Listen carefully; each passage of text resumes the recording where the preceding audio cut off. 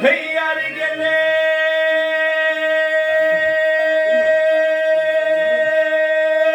yeminin laleti atmanın aye dünyanın kukri kanol bey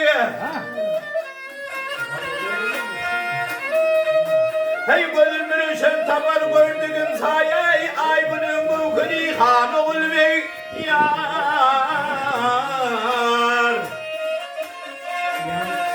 hey baskadım dider üstüne keygen cübbasan ayacıklarından yar koyun salmağa aşkanda çöbasan ayacıklarından aşığına cilve verip darbasan ayacıklarından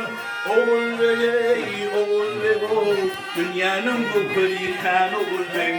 oğul bey oğul bey oğul kıyıların sultanı han oğul bey Ay sağ ol.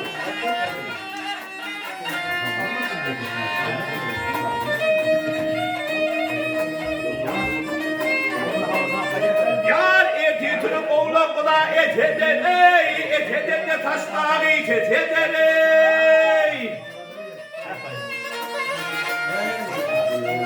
hey bir söz bile aşığı nimet eder ey dünyanın bu kırıkan oğul bey yar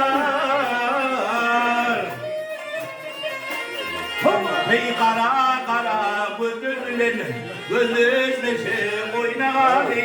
şirin şirin dillerin gözleşmeşe oynağı aynı kimliğini yüzlerin öpüşmeşe oynağı oğul ve oğul ve ey dünyanın bu kırıkan oğul ve oğul ve kıyıların sultanı han oğul ve başladım lider üstüne keyif Çıkbasan ayacıklarından yar koyun samağa çıkanda çöl basan ayacıklarından aşığına cilve verip dar basan ayacıklarından oğul ey dünyanın bu kırıkan oğul bey oğul bey ey kıyıların sultanı al oğul bey